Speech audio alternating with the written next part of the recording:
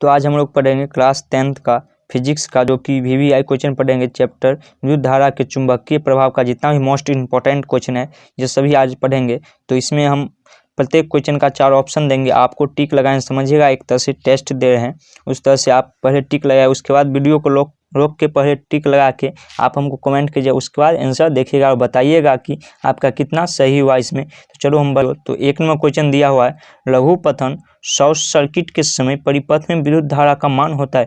बोल रहा है शॉर्ट सर्किट के समय विद्युत धारा का मान क्या होता है। तो ऑप्शन नंबर ए है बहुत कम हो जाता है, ऑप्शन नंबर बी है परिवर्तित नहीं होता है, ऑप्शन नंबर सी है बहुत अधिक बढ़ जाता है, ऑप्शन नंबर डी है नियंत्रित परिवर्तित होते रहता है। तो इसका सही आंसर क्या हो जाएगा, तो ऑप्शन नंबर सी इसका सही आंसर हो जाएगा, बहुत अधिक बढ़ जाता है। शॉर्ट सर्किट के समय विद्युत धारा का मान बहुत अधिक बढ़ जाता है।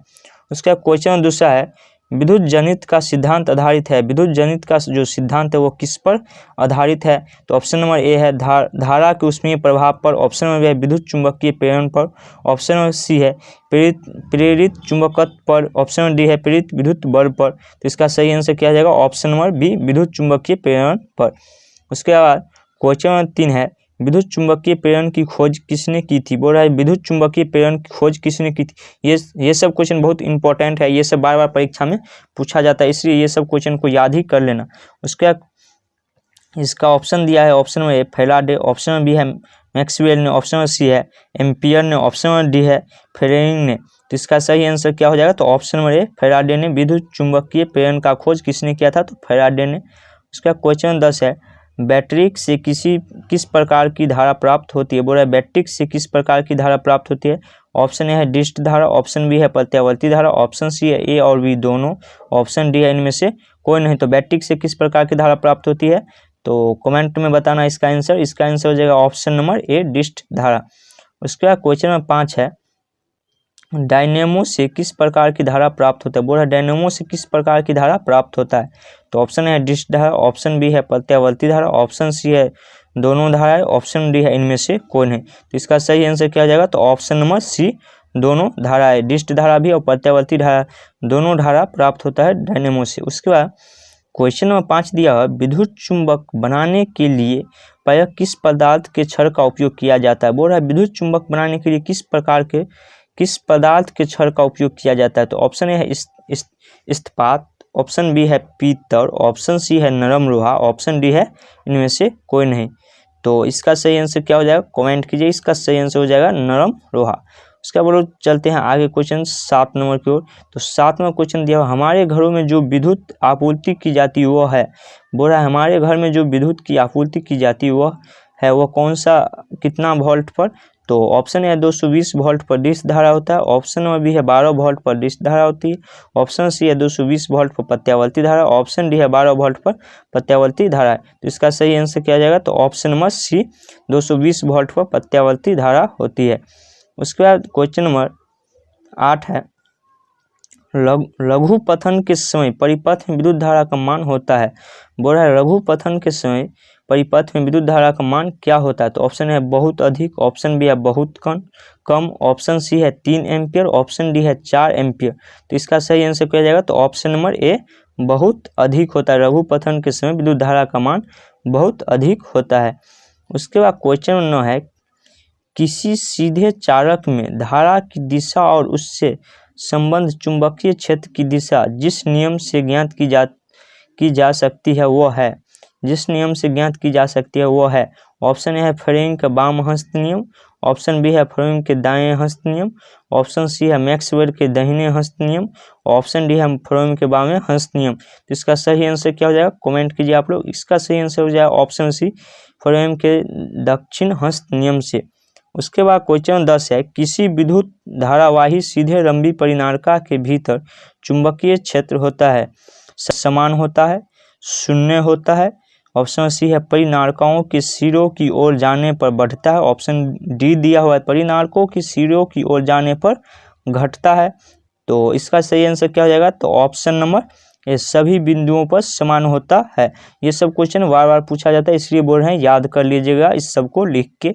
उसके बाद क्वेश्चन नंबर 11 दिया हुआ है, घरेलू विद्युत परिपथ में उदासीन तार का रंग होता है। बोला घरेलू विद्युत परिपथ में उदासीन तार का रंग कैसा होता है? ऑप्शन ए है लाल, ऑप्शन बी है हरा, ऑप्शन सी है काला, ऑप्शन डी है पीला। तो इसका सही आंसर क्या हो जाएगा? तो ऑप्शन नंबर सी काला। उसके बाद क्वेश्चन नंबर 12, किसी युक्ति में विभक्त वलय दिक्र परिवर्तन का कार्य करता है।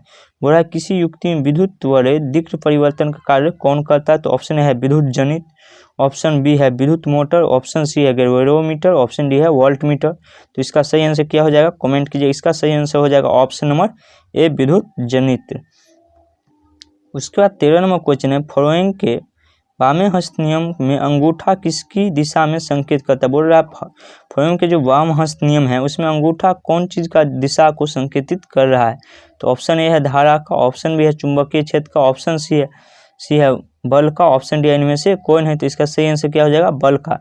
अंगूठा बल की दिशा को संकेत देते रहता है। उसका 14वां क्वेश्चन है, पश्चिम की ओर प्रक्षेपित कोई धनावेशित कण अल्फा कण किसी चुंबकीय क्षेत्र द्वारा उत्तर की ओर विक्षेपित हो जाता है, चुंबकीय क्षेत्र की दिशा क्या होगी? बोला है चुंबकीय क्षेत्र की दिशा क्या होगी? तो ऑप्शन ए है दक्षिण की ओर, ऑप्शन बी है पूरब की ओर, ऑप्शन सी है अधोमुखी की ओर, ऑप्शन डी है ऊपरी मुखी की ओर। इसका सही आंसर क्या हो जाएगा? ऑप्शन डी ऊपरी मुखी की ओर। उसके बाद 15वां क्वेश्चन, विद्युत धारा उत्पन्न करने की युक्ति को कहते हैं। बोला विद्युत धारा को उत्पन्न करने की युक्ति को क्या कहते हैं? तो ऑप्शन ए है जनित, ऑप्शन बी है गैल्वेरोमीटर, ऑप्शन सी है एमीटर, ऑप्शन डी है मीटर। तो इसका सही आंसर क्या हो जाएगा? ऑप्शन नंबर ए जनित। विद्युत धारा को उत्पन्न करने की युक्ति क्या कहते हैं? जनित कहते हैं। उसके बाद क्वेश्चन नंबर 16 है, विद्युत फ्यूज विद्युत धारा के किस प्रभाव पर कार्य करता है? बोला है विद्युत फ्यूज जो है वो विद्युत धारा के किस प्रभाव पर कार्य करता है? तो ऑप्शन ए है उष्मीय प्रभाव पर, ऑप्शन बी है चुंबकीय प्रभाव पर, ऑप्शन सी दिया रासायनिक प्रभाव पर, ऑप्शन डी है इनमें से कोई नहीं। तो इसका सही आंसर हो जाएगा ऑप्शन नंबर ए जो कि उष्मीय प्रभाव पर। उसके बाद क्वेश्चन नंबर 17 है, घरेलू उपयोग के लिए विद्युत की आपूर्ति होती है। बोला घरेलू उपयोग के लिए विद्युत की आपूर्ति कितना वोल्टेज पर और कितना वोल्टेज पर होता है? तो ए नंबर ऑप्शन है 220 वोल्टेज 100 वोल्टेज पर, ऑप्शन बी है 110 वोल्टेज 100 वोल्टेज पर, ऑप्शन सी है 220 वोल्टेज 50 वोल्टेज पर, ऑप्शन डी है 110 वोल्टेज और 50 वोल्टेज पर। तो इसका सही आंसर क्या हो जाएगा? आप लोग कमेंट कीजिएगा। इसका सही आंसर हो जाएगा ऑप्शन नंबर सी 220 वोल्टेज और 50 वोल्टेज पर। उसके बाद क्वेश्चन 18, तांबे की तार की एक आयताकार कुंडली किसी चुंबकीय क्षेत्र में घूर्णी गति कर रही है। इस कुंडली में प्रेरित विद्युत धारा की दिशा में कितनी परिभ्रमण की पश्चात परिवर्तन होता है? तो ऑप्शन ए है 2, ऑप्शन बी है 1, ऑप्शन सी है आधे, ऑप्शन डी है चौथाई। तो इसका सही आंसर क्या हो जाएगा? Option number A 2। उसका 19 नंबर क्वेश्चन है, निम्नलिखित में से कौन किसी लंबे विद्युत धारावाही तार को निकट चुंबकीय क्षेत्र की सही वर्णन करता है? तो ऑप्शन है चुंबकीय क्षेत्र में रेखीय तार की लंबवत होती है, ऑप्शन बी है चुंबकीय क्षेत्र की रेखीय तार की समांतर होती है, ऑप्शन डी है चुंबकीय क्षेत्र की रेखीय अरे है जिनका उदर्ग तार होती है, ऑप्शन डी है चुंबकीय क्षेत्र के संकेंद्रीय क्षेत्र रेखाओं का केंद्र तार होता है। तो ऑप्शन नंबर डी इसका सही होगा। उसके बाद क्वेश्चन नंबर 20 है, विद्युत चुंबकीय प्रेरण की परिघटना है। विद्युत चुंबकीय प्रेरण की परिघटना क्या है? तो ऑप्शन ए है किसी वस्तु को आवेशित करने की प्रक्रिया है, ऑप्शन में बी दिया किसी कुंडली में विद्युत धारा प्रवाहित होने के कारण चुंबकीय क्षेत्र उत्पन्न करने की प्रक्रिया है, ऑप्शन सी है कुंडली तथा चुंबक के बीच आपेक्षिक गति के कारण कुंडली में प्रेरित विद्युत वाहक बल उत्पन्न करना, ऑप्शन डी है किसी विद्युत मोटर की कुंडली को घूर्णन कराने की प्रक्रिया। तो इसका सही आंसर हो जाएगा ऑप्शन सी कुंडली तथा चुंबक के बीच आपेक्षिक गति के कारण कुंडली में प्रेरित विद्युत धारा उत्पन्न करना। उसके बाद क्वेश्चन नंबर 21 है, किसी एसी जनित तथा डीसी जनित में एक मूलभूत अंतर होता है। तो ऑप्शन ए है एसी जनित में विद्युत चुंबक होता है जबकि डीसी मोटर में अस्थायी चुंबक होता है, ऑप्शन बी है डीसी जनित में उच्च वोल्ट का जनन करता है, ऑप्शन सी है एसी जनित में उच्च वोल्ट का जनन करता है, ऑप्शन डी है एसी जनित में सी वलय होता है जबकि डीसी जनित में डी वलय परिवर्तन होता है। तो इसका सही आंसर क्या हो जाएगा? कमेंट कीजिए। इसका सही आंसर डी हो जाएगा, एसी जनित में सी वलय होता है जबकि डीसी जनित में डी परिवर्तित होता है। उसका 22वां क्वेश्चन है, घरेलू वायरिंग में तार होते हैं गर्म, जीवित, ठंड, उदासीन और अर्थ वियोजित। इस तारों के रंग होते हैं, इस तार का रंग कितना कितना होते हैं क्रमशः बताए। तो ऑप्शन ए है हरा, काला तथा लाल, ऑप्शन बी है काला, हरा, लाल, ऑप्शन सी है लाल, काला तथा हरा, ऑप्शन डी दिया हुआ है काला, लाल, हरा। तो इसका आप लोग कमेंट में आंसर दीजिएगा, इस क्योंकि ये क्वेश्चन आपके घर से संबंधित है इसलिए आप बताइएगा। तो इसका सही आंसर क्या हो जाएगा? सी, लाल, काला तथा हरा नंबर। उसके बाद क्वेश्चन 23 है, किसी छड़ चुंबक के अंदर चुंबकीय क्षेत्र रेखाओं की दिशा क्या होती है? बोल रहा है किसी छड़ चुंबक के अंदर चुंबकीय दिशा क्या होती है?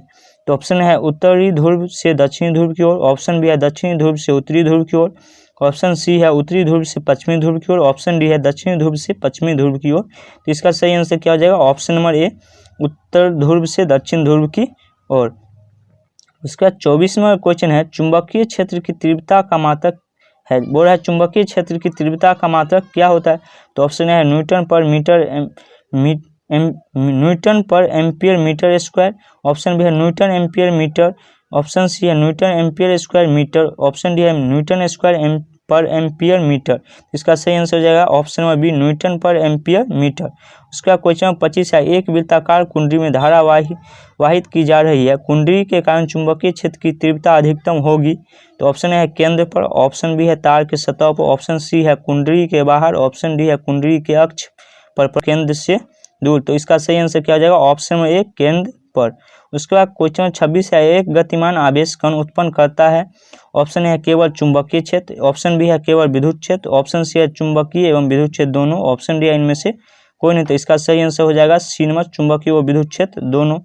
उसके बाद क्वेश्चन 27 है, चुंबकीय फ्लक्स का मात्रक है। तो चुंबकीय फ्लक्स का मात्रक क्या होता है? ऑप्शन ए है weber per metre square, option B है वेबर, ऑप्शन सी है newton per metre square, option D है एम्पियर पर मीटर। तो इसका सही आंसर क्या हो जाएगा? Option number b, weber. चुंबकीय फ्लक्स का ऐसा मात्रक क्या होता है? तो वेबर। उसके बाद क्वेश्चन 28 है, कौन सा चुंबकीय क्षेत्र का मात्रक नहीं होता है? बोल रहा है कौन सा चुंबकीय क्षेत्र का मात्रक नहीं होता है? तो ऑप्शन है weber per metre square, option B है टेस्ला, ऑप्शन सी है गॉस, ऑप्शन डी है न्यूटन पर एम्पियर स्क्वायर। तो इसका सही आंसर क्या हो जाएगा? आप लोग कमेंट कीजिए। इसका सही आंसर हो जाएगा ऑप्शन डी, न्यूटन पर एम्पियर स्क्वायर। उसके बाद क्वेश्चन 29 है, विद्युत धारा उत्पन्न होता है। तो विद्युत धारा उत्पन्न होता है तो ऑप्शन ए है डायनेमो से, ऑप्शन बी है टंगस्टन से, ऑप्शन सी है डायनेमो से, ऑप्शन सी है मोटर से। तो इसका सही आंसर क्या हो जाएगा? तो इसका सही आंसर ऑप्शन सी, डायनेमो से विद्युत धारा उत्पन्न होता है। उसके बाद 30वां क्वेश्चन है, यांत्रिक ऊर्जा को विद्युत ऊर्जा में बदलने वाला उपकरण कहलाता है। तो ऑप्शन है जनित डायनेमो, ऑप्शन बी है मोटर, ऑप्शन सी है माइक्रोफोन, ऑप्शन डी है टेलीफोन। तो इसका आंसर आप लोग बताइएगा। इसका आंसर हम नहीं देंगे, अगर नहीं आता है तो अगला कमेंट कीजिएगा, तो हम अगला वीडियो में इसका आंसर दे देंगे। अगर ऐसे ही वीडियो चाहते हैं तो कमेंट कीजिए और चैनल को सब्सक्राइब और लाइक शेयर कीजिए। ओके, धन्यवाद।